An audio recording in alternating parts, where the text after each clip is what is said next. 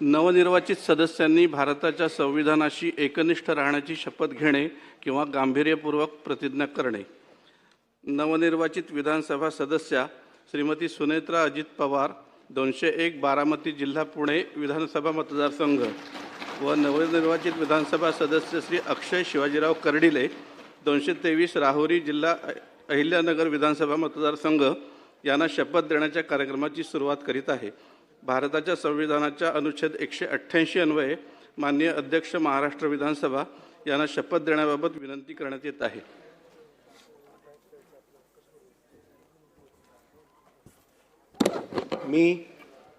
मी श्रीमती सुनेत्रा अजित पवार विधानसभेची सदस्य म्हणून निवडून आली असल्याने ईश्वरसाक्ष शपथ घेते की कायद्याद्वारे स्थापित झाले आहे अशा भारताच्या संविधानाबद्दल मी खरी श्रद्धा व निष्ठा बाळगीन, भारताची सार्वभौमता व एकात्मता उन्नत राखीन आणि आता जे कर्तव्य मी हाती घेणार आहे ते निष्ठापूर्वक पार पाडीन.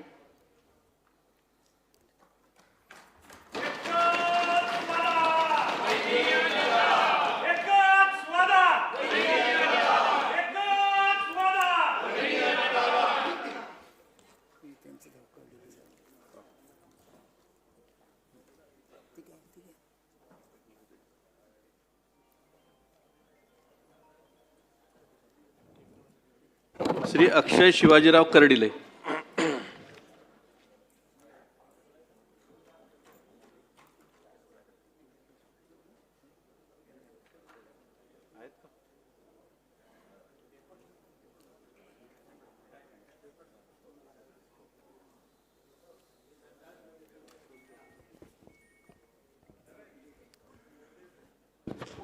माझे वडील.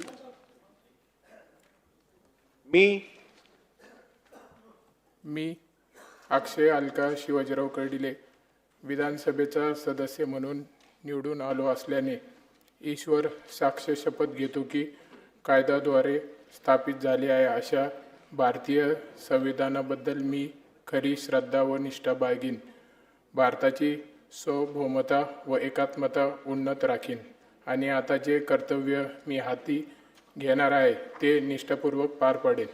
जय श्रीराम.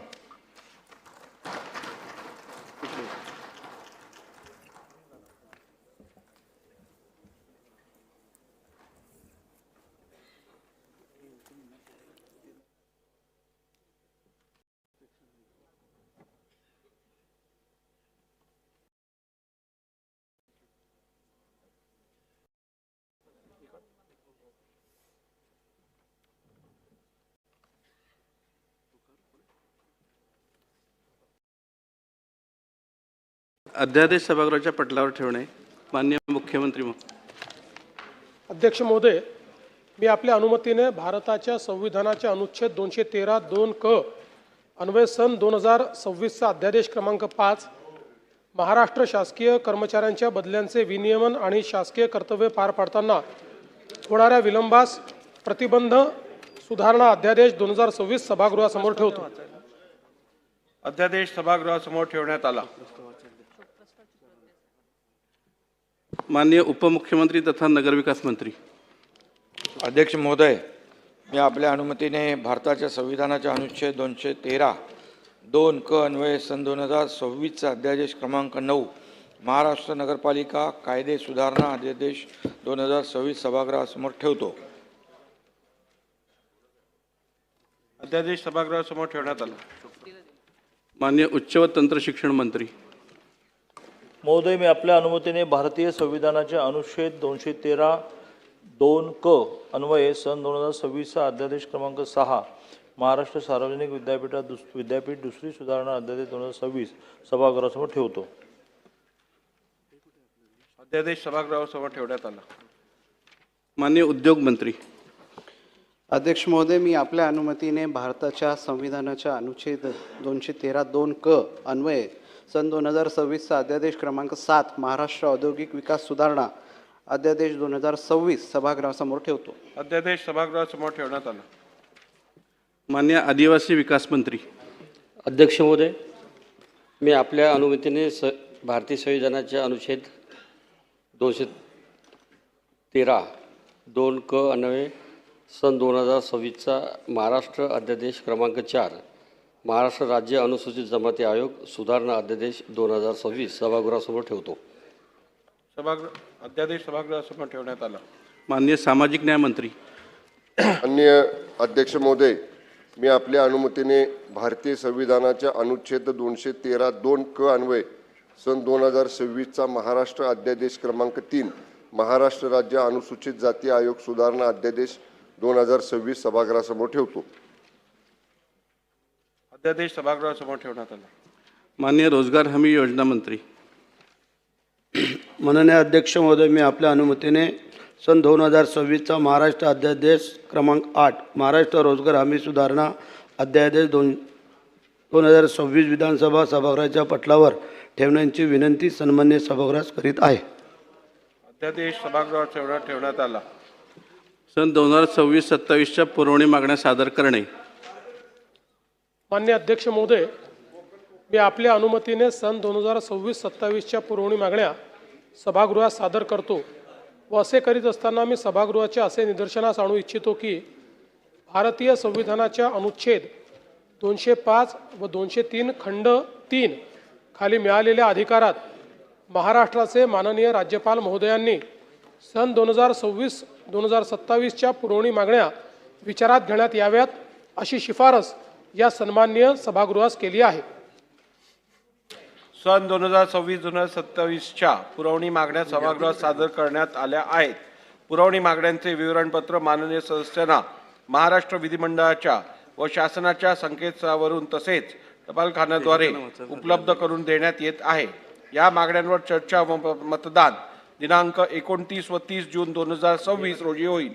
सोमवार दिनांक 29 जून 2026 रोजी चर्चा व मतदानासाठी जे विभाग प्राधान्य क्रमांकात घेण्यात येतील त्या विभागांवरील कपात सूचना गुरुवार दिनांक 25 जून 2026 रोजी मंगळवार दिनांक 30 जून 2026 रोजी चर्चा व मतदानासाठी जे विभाग प्राधान्य क्रमांकात घेण्यात येतील त्या विभागांवरील कपात सूचना सोमवार दिनांक 29 जून 2026 रोजी सायंकाळी 5 वाजेपर्यंत स्वीकारल्या जातील.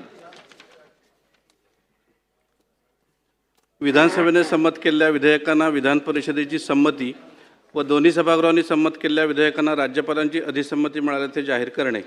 विधानसभेने संमत केलेल्या विधेयकांना विधान परिषदेची संमती व दोन्ही सभागृहांनी संमत केलेल्या विधेयकांना राज्यपालांची अधिसंमती मिळाल्याबाबतची यादी सचिव वाचून दाखवतील. खालील विधेयके विधान परिषदेने कोणत्याही सुधारणेशिवाय संमत केली. सन 2026चे विधानसभा विधेयक क्रमांक 27, 28, 29, 30 व 31. खालील विधेयकांना राज्यपालांची अधिसंमती मिळाली. सन 2026चे विधानसभा विधेयक क्रमांक 9, 15, 16, 17, 23, 27, 28, 29 व 31. शासकीय विधेयके पुरस्थापनार्थ. सन 2026चे विधानसभा विधेयक क्रमांक 33. महोदय, सन 2026चे विधानसभा विधेयक क्रमांक 33 महाराष्ट्र वस्तू व सेवा कर सुधारणा विधेयक 2026 मांडण्यास मला सभागृहाची अनुमती मिळावी. प्रस्ताव असा आहे की सन 2026चे विधानसभा विधेयक क्रमांक 33 महाराष्ट्र वस्तू व सेवा कर सुधारणा विधेयक 2026 मांडण्यात अनुमती देण्यात यावी. प्रश्न असा आहे की सन 2026चे विधानसभा विधेयक क्रमांक 33 महाराष्ट्र वस्तू व सेवा कर सुधारणा विधेयक 2026 मांडण्यास सभागृहाची अनुमती आहे काय? अनुकूल असतील त्यांनी होय म्हणावे, प्रतिकूल असतील त्यांनी नाही म्हणावे. होयचे बहुमत आहे, होयचे बहुमत आहे. प्रस्ताव संमत झाला. महोदय, मी आपल्या अनुमतीने सन 2026चे विधानसभा विधेयक क्रमांक 33 महाराष्ट्र वस्तू व सेवा कर सुधारणा विधेयक 2026 मांडतो. सन 2026चे विधानसभा विधेयक क्रमांक 33 महाराष्ट्र वस्तू व सेवा कर सुधारणा विधेयक 2026 मांडण्यात आले. सन 2026चे विधानसभा विधेयक क्रमांक 34. माननीय अध्यक्ष महोदय, सन 2026चे विधानसभा विधेयक क्रमांक 34 महाराष्ट्र राज्य अनुसूचित जाती आयोग सुधारणा विधेयक 2026 मांडण्यास मला सभागृहाची अनुमती मिळावी ही विनंती. प्रस्ताव असा आहे की सन 2026चे विधानसभा विधेयक क्रमांक 34 महाराष्ट्र राज्य अनुसूचित जाती आयोग सुधारणा विधेयक 2026 मांडण्यास अनुमती देण्यात यावी. प्रश्न असा आहे की सन 2026चे विधानसभा विधेयक क्रमांक 34 महाराष्ट्र राज्य अनुसूचित जाती आयोग सुधारणा विधेयक 2026 मांडण्यास सभागृहाची अनुमती आहे काय? अनुकूल असतील त्यांनी होय म्हणावे, प्रतिकूल असतील त्यांनी नाही म्हणावे. होयचे बहुमत आहे, होयचे बहुमत आहे. प्रस्ताव संमत झाला. माननीय अध्यक्ष महोदय, मी आपल्या अनुमतीने सन 2026चे विधानसभा विधेयक क्रमांक 34 महाराष्ट्र राज्य अनुसूचित जाती आयोग सुधारणा विधेयक 2026 मांडतो. सन 2026चे विधानसभा विधेयक क्रमांक 34 महाराष्ट्र राज्य अनुसूचित जाती आयोग सुधारणा विधेयक 2026 मांडण्यात आले. सन 2026चे विधानसभा विधेयक क्रमांक 35. अध्यक्ष महोदय, सन 2026चे विधानसभा विधेयक क्रमांक 35 महाराष्ट्र राज्य अनुसूचित जमाती आयोग सुधारणा विधेयक 2026 मांडण्यास मला सभागृहाची अनुमती मिळावी. प्रस्ताव असा आहे की सन 2026चे विधानसभा विधेयक क्रमांक 35 महाराष्ट्र राज्य अनुसूचित जाती आयोग सुधारणा विधेयक 2026 मांडण्यास अनुमती देण्यात यावी. प्रश्न असा आहे की सन 2026चे विधानसभा विधेयक क्रमांक 35 महाराष्ट्र राज्य अनुसूचित जमाती आयोग सुधारणा विधेयक 2026 मांडण्यास सभागृहाची अनुमती आहे काय? अनुकूल असतील त्यांनी होय म्हणावे, प्रतिकूल असतील त्यांनी नाही म्हणावे. होयचे बहुमत आहे, होयचे बहुमत आहे. प्रस्ताव संमत झाला. अध्यक्ष महोदय, मी आपल्या अनुमतीने सन 2026चे विधानसभा विधेयक क्रमांक 35 महाराष्ट्र राज्य अनुसूचित जमाती आयोग सुधारणा विधेयक 2026 मांडतो. सन 2026चे विधानसभा विधेयक क्रमांक 35 महाराष्ट्र राज्य अनुसूचित जमाती आयोग सुधारणा विधेयक 2026 मांडण्यात आले. घोषणा. महाराष्ट्र विधिमंडळाचे सन 2026चे द्वितीय पावसाळी अधिवेशन आज दिनांक 22 जून 2026 पासून विधान भवन मुंबई येथे सुरू झाले आहे. सदर अधिवेशन कालावधीमध्ये विधान भवन ई प्रवेश प्रणालीद्वारे विधान भवन मुंबई येथे प्रवेश देण्याबाबत कार्यपद्धती निश्चित करण्यात आली आहे. त्यानुसार पावसाळी अधिवेशन सन 2026 करिता विधान भवन ई प्रवेश फेस रेकग्निशन सिस्टम द्वारे देण्यात येत आहे. आतापर्यंत बहुसंख्य सन्मान्य सदस्यांचे फेस रेकग्निशन पूर्ण झाले असून त्यांचा प्रवेश सुरळीत होत आहे. काही पत्रकार, अधिकारी व कर्मचारी यांचे फेस रेकग्निशन नोंदणीमध्ये तांत्रिक अडथळे आल्यामुळे त्यांचे फेस रेकग्निशन होऊ शकले नाही. तरी ज्या पत्रकार, अधिकारी व कर्मचारी यांचे फेस रेकग्निशन झाले नाही अशा पत्रकार, अधिकारी व कर्मचारी यांनी आज दिवसभरात फेस रेकग्निशन नोंदणी पूर्ण करून घ्यावी. आज या प्रक्रियेतून सूट देऊन ओळखपत्राद्वारे प्रवेश देण्यात आलेले आहेत. उद्यापासून फेस रेकग्निशन प्रणाली अंतर्गत प्रवेश देण्यात येतील. शोक प्रस्ताव. शोक प्रस्ताव.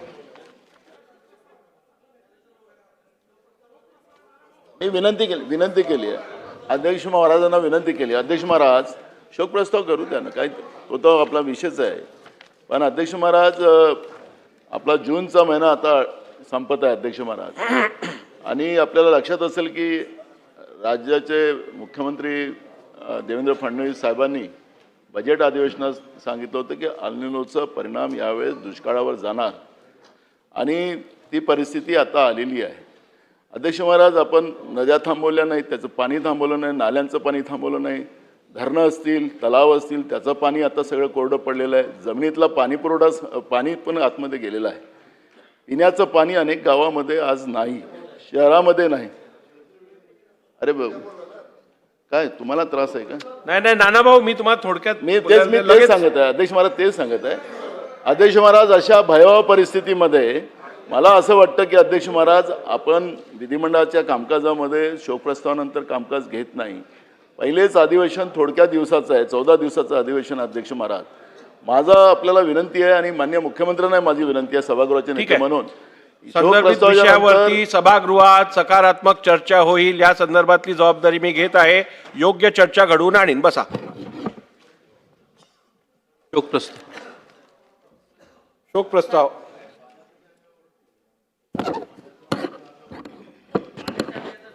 मी पुढील प्रमाणे शोकप्रस्ताव मांडतो. पद्मविभूषण आशा भोसले, पद्मभूषण सुमन कल्याणपूर, श्री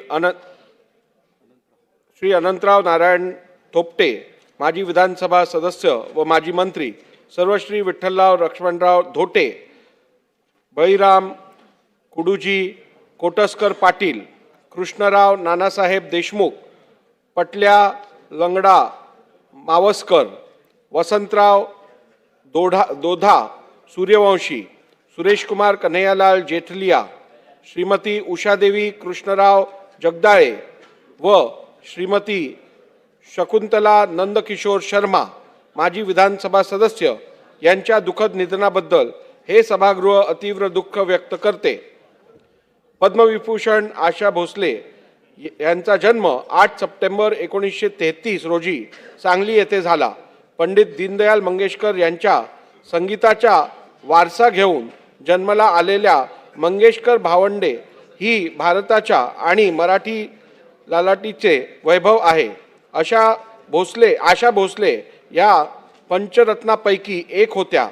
दैवी स्वरांचे चांदणे पेरून 8 दशकांहून अधिक काळ रसिकांच्या हृदया सिंहासनावर अधिराज्य गाजवणाऱ्या अलौकिक प्रतिभेच्या त्या महान गायिका होत्या. बहुमुखी प्रतिभा आणि अलौकिक स्वरांची देणगी त्यांना लाभली होती. त्यांच्या अनेक दशकांच्या विलक्षण संगीत प्रवासाने देशाच्या आणि महाराष्ट्राच्या सांस्कृतिक वारसा समृद्ध झाला आहे. स्वर्गीय लता मंगेशकर या प्रत्यक्ष भगवंताची वासरी होत्या, तर आशाताई साक्षात राधेच्या मनातले घनश्यामाचा स्वर होत्या. सतत काळाबरोबर राहण्याची हातोटी, नवनवीन गोष्टी आत्मसात करण्याची वृत्ती, उत्तम विनोदबुद्धी आणि गाण्याचा ध्यास ही आशाताईंच्या सदस्तेज व्यक्तिमत्वाची वैशिष्ट्य होती. नावाप्रमाणेच त्यांचे सगळे जीवन आशेचा, दुर्दमय इच्छा शक्तीचा आणि मूर्तिमंत जिद्दीचा प्रवास होता.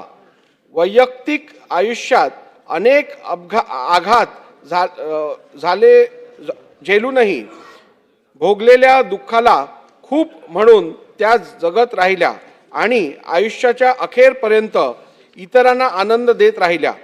कैलासवासी आशा भोसले यांचा सुरानी अभंगातील ओतप्रोत भक्ती, प्रेमगीतातील अनुराग, श्रृंगार गीतातील मधुराळ मादकता, विरह गीतातील दुखरी वेदना, उडत्या गाण्यातील खट्याळपणा आणि बिनधास्तपणा या समस्त भावना कोट्यावधी गान रसिकांच्या हृदयापर्यंत पोहोचविल्या. 1943 मध्ये माझं बाळ या चित्रपटातून दत्ता डावजेकर यांच्या संगीताने सुरू झालेल्या आशाताईंचा संगीत प्रवास तब्बल 12,000हून अधिक गाणी गाऊन थांबला. तब्बल 20 भाषातील गाणी त्यांनी गायली. शास्त्रीय संगीताचा गांभीर्यपूर्वक पाया ढळू न देता त्यांनी सुगम संगीतातील भाव आणि ठसा सहजतेने पेलला. त्यांच्या स्वरात असलेली विधुलता ही विरहाच्या गाण्यात हळवी होत असे आणि नेतृत्वाच्या तालावर बेधुंद होऊन बसत असे.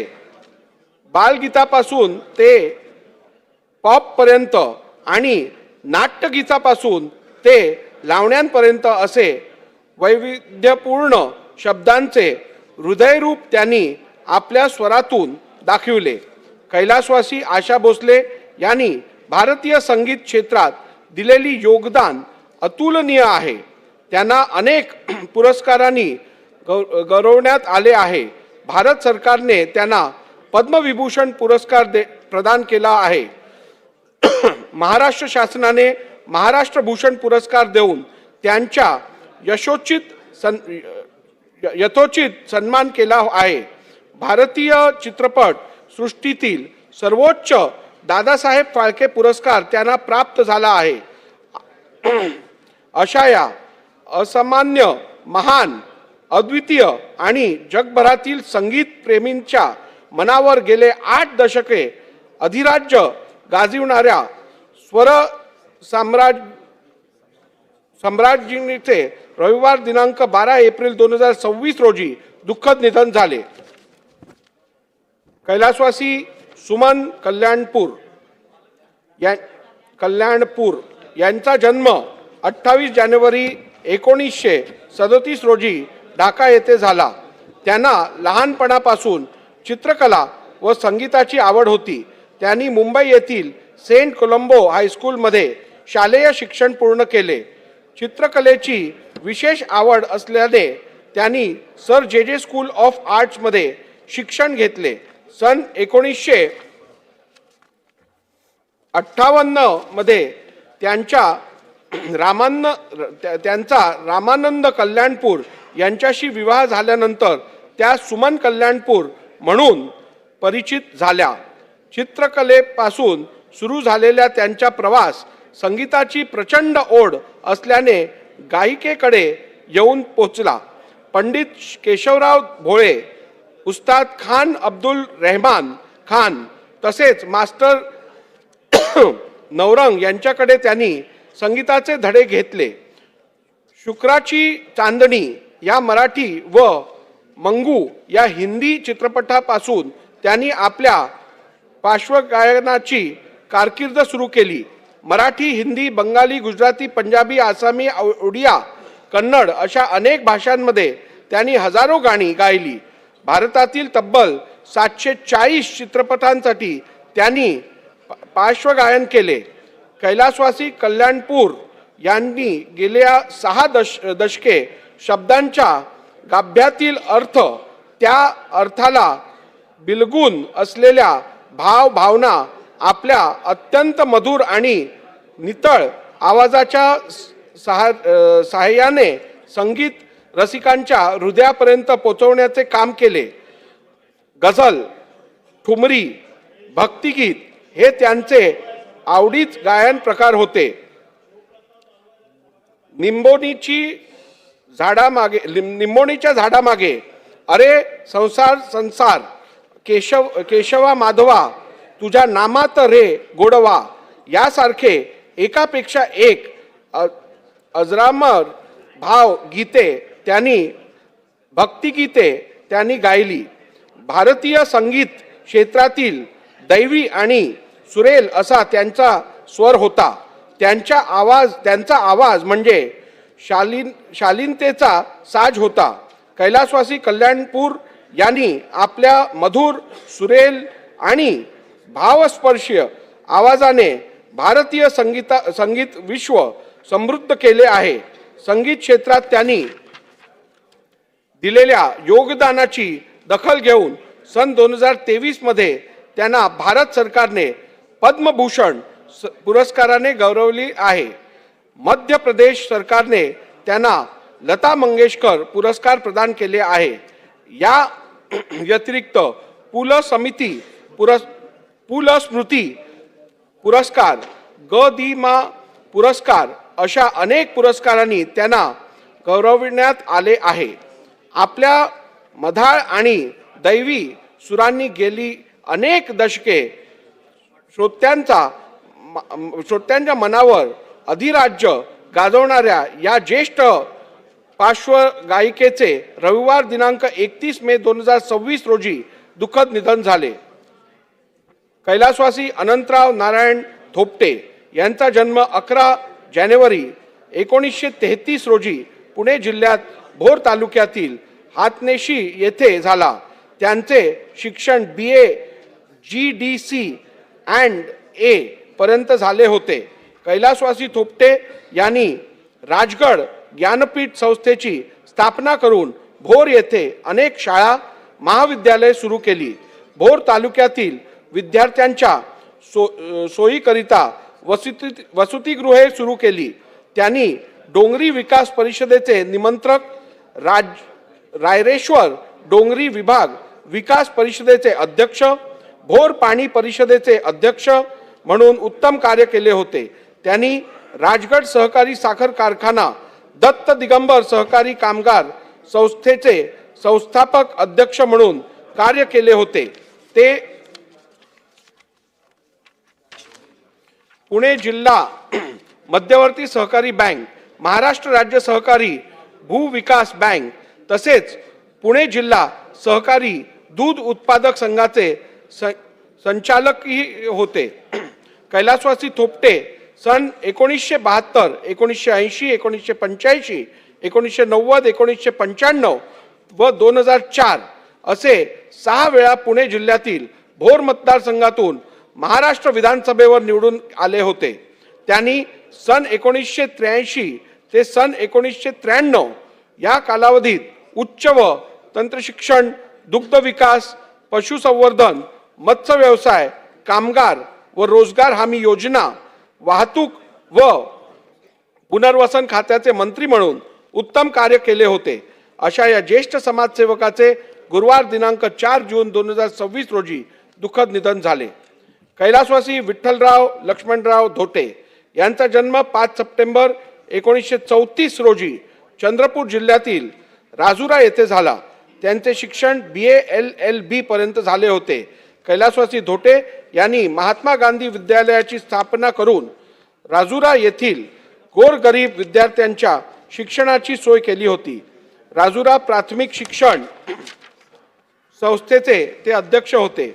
वसंत सहकारी शेतकरी सोसायटी तसेच यशवंत सहकारी शेतकरी सोसायटीचे स्थापनेत त्यांनी पुढाकार घेतला होता. कैलासवासी धोटे सन 1962 व 1972 मध्ये चंद्रपूर जिल्ह्यातील राजुरा मतदारसंघातून महाराष्ट्र विधानसभेवर निवडून आले होते. विधानमंडळाच्या अनेक समितींवर त्यांनी कार्य केले होते. अशा या ज्येष्ठ समाजसेवकाचे सोमवार दिनांक 18 मे 2026 रोजी दुःखद निधन झाले. कैलासवासी बळीराम कडूजी कोटकर पाटील यांचा जन्म 15 ऑगस्ट 1947 रोजी हिंगोली जिल्ह्यातील बानखेडा येथे झाला. त्यांचे शिक्षण 7वी पर्यंत झाले होते. कैलासवासी कोटकर पाटील यांनी बानखेडा ग्रामपंचायतीचे सरपंच म्हणून कार्य केले होते. त्यांनी संत नामदेव प्रसारक मंडळ व शिक्षण मंडळ, अप्पा स्वामी जिनिंग व प्रेसिंग संस्था, श्री लक्ष्मी दूधगंगा उत्पादक व पुरवठा सहकारी संस्थेचे संचालक म्हणूनही उत्तम कार्य केले होते. शेतकऱ्यांच्या अनेक आंदोलनात त्यांनी सक्रिय सहभाग घेतला होता. हिंगोलीतील अनेक शैक्षणिक तसेच सहकारी संस्थांशी त्यांचा निकटचा संबंध होता. कैलासवासी कोटकर पाटील सन 1990 व 1995 मध्ये हिंगोली मतदारसंघातून महाराष्ट्र विधानसभेवर निवडून आले होते. अशा या ज्येष्ठ समाजसेवकाचे गुरुवार दिनांक 23 एप्रिल 2026 रोजी दुःखद निधन झाले. कैलासवासी कृष्णराव नानासाहेब देशमुख यांचा जन्म 7 ऑगस्ट 1934 रोजी सोलापूर जिल्ह्यात बार्शी तालुक्यातील कळंबवाडी येथे झाला. त्यांचे शिक्षण 8वी पर्यंत झाले होते.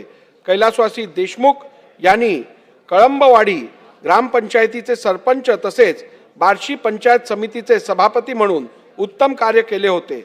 ते सन 1962 ते 1978 या कालावधीत सोलापूर जिल्हा परिषदेचे सदस्य होते. त्यांनी सोलापूर जिल्हा खरेदी विक्री संघ, सोलापूर जिल्हा मध्यवर्ती सहकारी बँक तसेच भोगावती सहकारी साखर कारखान्याचे संचालक म्हणून उत्तम कार्य केले होते. कैलासवासी देशमुख सन 1978 मध्ये बार्शी मतदारसंघातून विधानसभेवर निर्वाचित झाले होते. अशा या ज्येष्ठ समाजसेवकाचे शुक्रवार दिनांक 12 जून 2026 रोजी दुःखद निधन झाले. कैलासवासी पाटल्या लंगडा मावस्कर यांचा जन्म 1 जुलै 1942 रोजी अमरावती जिल्ह्यात धारणी येथे झाला. त्यांचे शिक्षण SSC पर्यंत झाले होते. कैलासवासी मावस्कर यांनी सुरुवातीस अनेक वर्ष अध्यापनाचे कार्य केले. त्यांनी आदिवासी कोरकू समाज विकास संघटनेचे अध्यक्षपदही भूषवले होते. आदिवासी समाजाच्या उन्नतीसाठी त्यांनी कार्य केले होते. धारणी तालुका भारतीय जनता पक्षाचे ते काही काळ उपाध्यक्ष होते. कैलासवासी मावस्कर सन 1995 मध्ये अमरावती जिल्ह्यातील मेळघाट या मतदारसंघातून महाराष्ट्र विधानसभेवर निवडून आले होते. अशा या ज्येष्ठ समाजसेवकाचे सोमवार दिनांक 15 जून 2026 रोजी दुःखद निधन झाले. कैलासवासी वसंतराव दोधा सूर्यवंशी यांचा जन्म 30 जुलै 1959 रोजी धुळे जिल्ह्यातील साक्री तालुक्यात खरडबारी येथे झाला. त्यांचे शिक्षण SSC पर्यंत झाले होते. कैलासवासी सूर्यवंशी यांनी चिपलीपाडा ग्रामपंचायतीचे सरपंच म्हणून कार्य केले होते. ते धुळे जिल्हा परिषदेचे सदस्य होते. जिल्हा परिषदेच्या समाज कल्याण समितीचे ते सभापती होते. साक्री कृषी उत्पन्न बाजार समितीचे ते संचालक होते. साक्री तालुक्यातील अनेक सामाजिक संस्था त्यांच्या निकटचा संबंध होता. कैलासवासी सूर्यवंशी सन 1999 मध्ये साक्री मतदारसंघातून महाराष्ट्र विधानसभेवर निवडून आले होते. अशा या समाजसेवकाचे शुक्रवार दिनांक 24 एप्रिल 2026 रोजी दुःखद निधन झाले. कैलासवासी सुरेशकुमार कन्हैयालाल जेतलिया यांचा जन्म 7 फेब्रुवारी 1957 रोजी जालना जिल्ह्यात परतूर येथे झाला. त्यांचे शिक्षण BCom पर्यंत झाले होते. कैलासवासी जेतलिया यांनी सुरेशकुमार जेतलिया फ्रेंड्स सोशल क्लब या संस्थेच्या माध्यमातून परतूर व मंठा येथे इंग्रजी माध्यमाच्या शाळा सुरू केल्या. त्यांनी प्रबोधनकार ठाकरे नागरी सहकारी पतसंस्था स्थापन करून पतसंस्थेच्या परतूर, मंठा व वादूर येथे शाखा सुरू केल्या. जालना जिल्ह्यातील अनेक शैक्षणिक व सहकारी संस्थेशी त्यांचा निकटचा संबंध होता. कैलासवासी जेतलिया सन 1990 ते 2004 या काळात परतूर नगर परिषदेचे सदस्य व नगराध्यक्ष होते. ते सन 2004 ते 2009 या कालावधीत महाराष्ट्र विधान परिषदेचे सदस्य होते. ते 2009 मध्ये परतूर विधानसभा मतदारसंघातून महाराष्ट्र विधानसभेवर निवडून आले होते. अशा या समाजसेवकाचे शुक्रवार दिनांक 1 मे 2026 रोजी दुःखद निधन झाले. कैलासवासी उषादेवी कृष्णराव जगदाळे यांचा जन्म 7 एप्रिल 1936 रोजी मध्य प्रदेशमधील देवास येथे झाला. त्यांचे शिक्षण मॅट्रिक पर्यंत झाले होते. कैलासवासी उषादेवी कृष्णराव जगदाळे या सन 1967 मध्ये दौंड मतदार नगर परिषदेच्या सदस्या तसेच सन 1970 मध्ये दौंड नगर परिषदेच्या अध्यक्षा होत्या. त्यांनी शैक्षणिक क्षेत्रात उत्तम कार्य केले होते. खोर सारख्या दुर्गम भागात सरस्वती शिक्षण संस्थेच्या माध्यमातून त्यांनी शैक्षणिक कार्याला चालना देत ग्रामीण भागातील विद्यार्थ्यांना शिक्षणाची संधी उपलब्ध करून दिली होती. कुरकुंभ औद्योगिक वसाहत, नानवीज पोलीस प्रशिक्षण केंद्र तसेच कडेगाव रेल्वे स्थानक यांच्यासारखे महत्त्वाचे प्रकल्प उभारण्यात त्यांचा मोलाचा वाटा होता. दौंड पुणे रेल्वे शटल सुरू करण्यासाठी त्यांनी विशेष प्रयत्न केले होते. कैलासवासी उषादेवी कृष्णराव जगदाळे सन 1972 व 1985 मध्ये पुणे जिल्ह्यातील दौंड मतदारसंघातून महाराष्ट्र विधानसभेवर निवडून आल्या होत्या. अशा या ज्येष्ठ समाजसेविकेचे गुरुवार दिनांक 14 मे 2026 रोजी दुःखद निधन झाले. कैलासवासी शकुंतला नंदकिशोर शर्मा यांचा जन्म 1 जून 1952 रोजी झाला. त्यांचे शिक्षण BA पर्यंत झाले होते.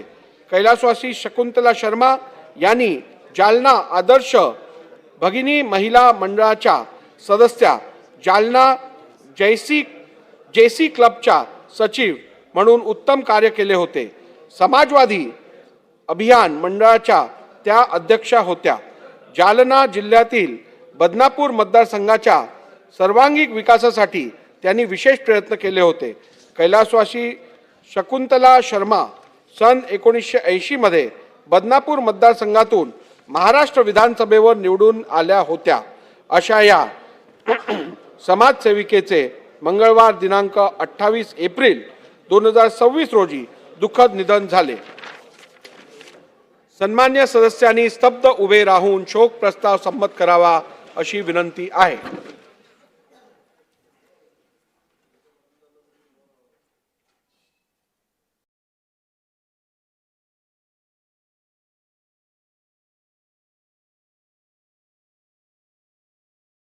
ओम शांती.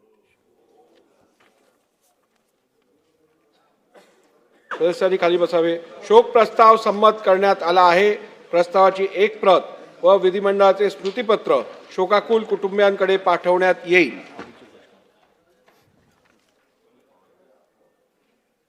सभागृहाची बैठक आता स्थगित होत आहे. मंगळवार दिनांक 23 जून 2026 रोजी सकाळी 11 वाजता सभागृहाची बैठक भरेल.